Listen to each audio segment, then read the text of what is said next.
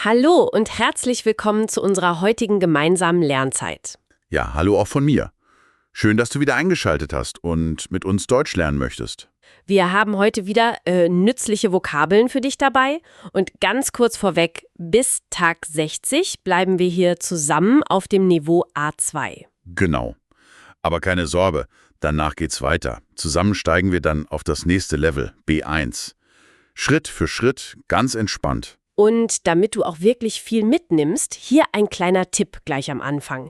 Probier doch mal die Shadowing-Technik aus. Schon mal gehört? Das ist super einfach und echt effektiv. Du hörst uns einfach zu und sprichst die Sätze dann laut nach. Wiederholen. Ja, Wiederholung ist so ein Schlüssel beim Sprachenlernen. Das hilft dem Gehirn ungemein, sich die neuen Sachen, also Wörter und Sätze, besser zu merken. Ja, das ist echt nützlich. Versuch's mal. Okay, super Tipp. Dann lass uns direkt starten. Worum geht's denn heute genau?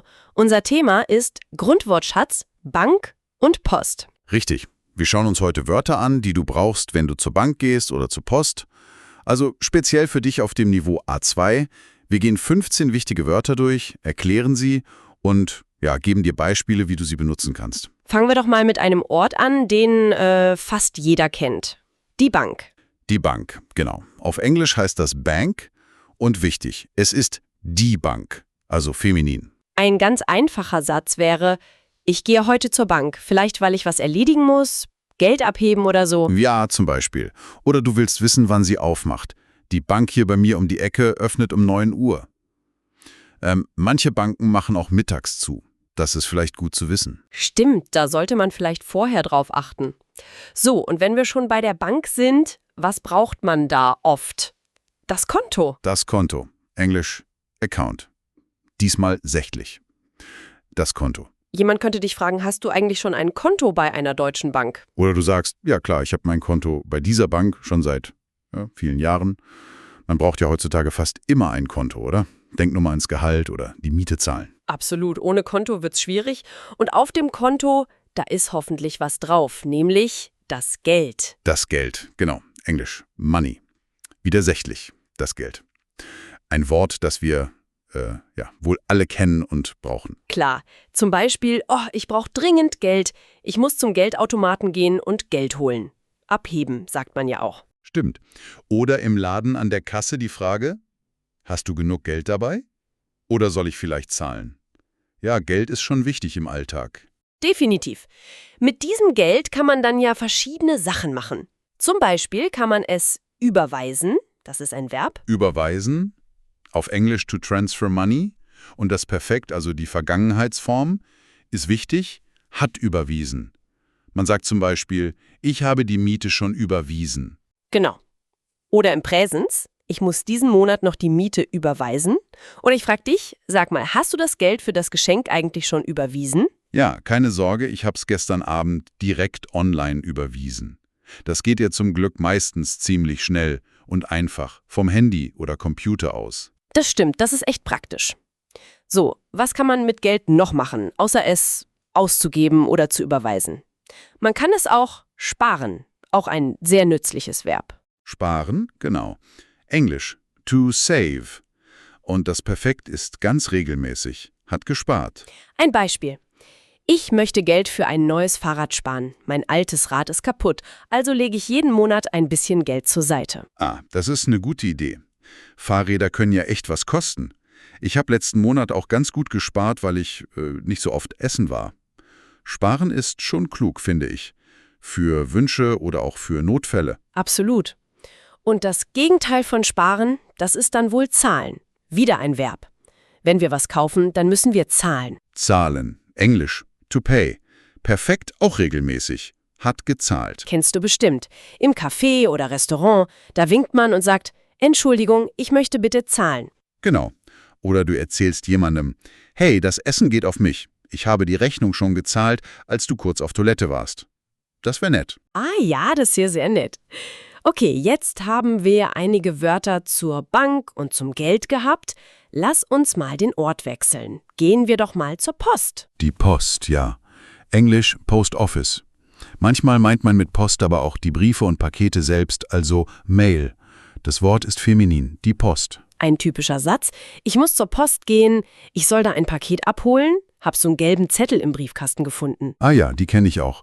Oder zu Hause fragt man, war heute schon Post für mich dabei? Ist vielleicht Post gekommen? War der Postbote da? Ja, genau. Und was kriegt man oft bei der Post oder schickt man weg? Einen Brief. Der Brief. Der Brief. Englisch letter. Männlich diesmal der Brief. Und der Plural ist die Briefe. Ich zum Beispiel, ich schreibe meiner Oma einen langen Brief zum Geburtstag. Die hat nämlich kein Internet und freut sich immer riesig über handgeschriebene Briefe. Und das ist aber schön. Das macht man ja kaum noch. Oder eine Frage: Hast du den Brief ans Amt schon zur Post gebracht? Der ist wichtig. Stimmt. Und was macht man mit einem Brief oder auch einem Paket? Man kann es schicken. Das ist unser nächstes Verb. Schicken. Englisch to send. Das Perfekt dazu ist, hat geschickt. Bei der Post am Schalter sagt man zum Beispiel: Guten Tag, ich möchte diesen Brief nach Italien schicken. Was kostet das denn? Genau. Oder, was auch wichtig ist, man kann das Wort auch digital benutzen. Ich habe dir gestern Abend eine E-Mail geschickt. Hast du die bekommen? Also, man kann Briefe schicken, Pakete schicken, aber eben auch E-Mails schicken. Oder Nachrichten. Stimmt, sehr vielseitig das Wort. Das war jetzt Wort Nummer 9. Wir sind also schon ganz gut dabei. Über die 11. Ja, super. Und weil du gerade so fleißig zuhörst und mitlernst, eine kurze Sache zwischendurch. Wenn dir das hier gefällt, wie wir das machen, wenn dir das Video hilft, dann würden wir uns riesig freuen, wenn du unseren Kanal abonnierst und uns vielleicht einen Daumen nach oben gibst. Ja, das wäre toll. Das motiviert uns total und hilft auch anderen Deutschlernern, uns zu finden. Ist ja nun ein kleiner Klick für dich, aber eine echt große Hilfe für uns. Also danke schon mal. Und jetzt machen wir direkt weiter. Sehr gerne. Also, wenn jemand was schickt, dann muss es ja auch jemand bekommen. Bekommen ist unser nächstes Verb. Bekommen, ja. Englisch to receive oder auch to get. Das Perfekt ist, hat bekommen. Aber Achtung, das ist wichtig. Nicht verwechseln mit dem englischen Wort become, das heißt ja werden. Oh ja, sehr wichtiger Hinweis. Gutes Beispiel. Hast du das Paket eigentlich bekommen, das ich dir letzte Woche geschickt habe? Und die Antwort könnte sein: Ja, ich hab's heute Morgen bekommen. Super, vielen Dank, hab mich total gefreut. Man kann aber nicht nur Pakete bekommen, man kann auch eine Antwort bekommen oder eine Nachricht bekommen oder Kopfschmerzen bekommen. Ja, stimmt. Das Wort geht für vieles. So, jetzt weg von den konkreten Dingen hin zu ein paar Adjektiven. Also Wörter, die beschreiben, wie etwas ist. Das erste ist wirklich sehr wichtig. Wichtig. Englisch. Important. Ein Wort, das man echt oft braucht. Also, dieses Wort selbst ist schon sehr wichtig. Genau. Zum Beispiel: Es ist wichtig, jeden Tag ein bisschen Deutsch zu lernen, wenn man besser werden will. Auch wenn es nur 5 Minuten sind, es ist wichtig. Absolut. Oder in einer anderen Situation. Pass auf, dieser Termin um 10 Uhr ist sehr wichtig für unser Projekt. Sei bitte pünktlich. Und wenn etwas wichtig ist, dann ist es oft auch nützlich. Das passt gut zusammen. Nützlich. Nützlich, auf Englisch useful. Ein gutes Beispiel fürs Lernen. Ein Wörterbuch, egal ob als Buch oder als App, ist total nützlich, wenn man Texte liest oder schreibt. Man kann Wörter schnell finden, die man nicht kennt. Finde ich auch super nützlich. Oder? Diese neue App hier auf meinem Handy, die ist echt nützlich, um die unregelmäßigen Verben zu lernen. Die macht das irgendwie einfacher. Und was nützlich ist, das ist ganz oft auch praktisch. Die beiden Wörter sind sich ähnlich, aber praktisch ist vielleicht noch ein bisschen mehr. Ja, handfest. Praktisch. Praktisch, Englisch, practical. Denken wir mal zurück an die Bank. Also, Online-Banking ist doch super praktisch, oder? Man muss nicht extra zur Bank gehen, man kann fast alles von zu Hause machen. Das spart echt Zeit. Ja, das finde ich auch extrem praktisch. Oder ein ganz anderes Beispiel. Ein Rucksack ist total praktisch, wenn man viel Zeug mitnehmen muss. Viel praktischer als so eine kleine Handtasche. Absolut. So, nächstes Adjektiv, das hat oft mit Geld, Kaufen und Zahlen zu tun. Teuer. Teuer, Englisch, expensive. Das Gegenteil wäre billig oder günstig. Jemand könnte sagen: Puh, das neue Handy ist mir echt zu teuer. Ich glaube, ich warte lieber noch ein bisschen. Vielleicht wird's ja billiger. Oder man überlegt, eine Reise nach Australien kann ganz schön teuer werden, besonders die Flüge. Da muss man gut vergleichen oder halt vorher ordentlich sparen. Ja, das stimmt wohl. So, wir kommen langsam zum Ende unserer Liste. Das letzte Wort für heute ist auch ein Adjektiv. Sicher. Sicher, Englisch safe oder secure. Aber Achtung, es kann auch sure bedeuten, also gewiss, hat 2 Bedeutungen. Genau, das ist eine gute Ergänzung. Bleiben wir erstmal bei safe oder secure. Eine typische Frage ist ja, ist Online-Banking eigentlich sicher? Kann ich meine Daten da sicher eingeben? Ja, und die Bank antwortet dann meistens, ja, unsere Systeme sind sehr sicher, wir benutzen moderne Technik. Aber es ist natürlich auch wichtig, dass du selbst ein gutes, sicheres Passwort nimmst. Und dann die andere Bedeutung, sure, also gewiss. Bist du sicher, dass die Post heute noch auf hat? Ja, da bin ich mir ganz sicher. Super erklärt. Diese Doppelbedeutung ist echt gut zu wissen. Tja, und damit haben wir unsere 15 Wörter für heute geschafft. Bank und Post sollten dir jetzt ein bisschen bekannter vorkommen. Genau. Wollen wir sie noch mal schnell durchgehen? Also, die Bank, das Konto, das Geld, überweisen, sparen, zahlen, die Post, der Brief, schicken, bekommen, wichtig, nützlich, praktisch, teuer und sicher.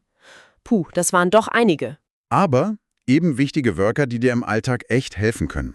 Und damit du sie dir noch besser merken kannst, haben wir jetzt, wie versprochen, eine kleine Geschichte für dich. Da kommen alle Wörter drin vor. Hör einfach gut zu und schau mal, ob du die Wörter wiedererkennst. Bist du bereit? Okay. Dann Ohrenspitzen, los geht's mit der Geschichte. Also, pass auf, gestern war ein echt wichtiger Tag für mich. Ich musste nämlich unbedingt zur Bank gehen. Warum? Naja, ich brauche ein neues Konto. Ich habe mir überlegt, ich will in Zukunft mehr Geld sparen, vielleicht für eine Reise oder so. Auf der Bank war dann ziemlich viel los. Ich musste kurz warten. Ich habe dann nicht nur das neue Konto aufgemacht, sondern musste auch noch schnell Geld überweisen.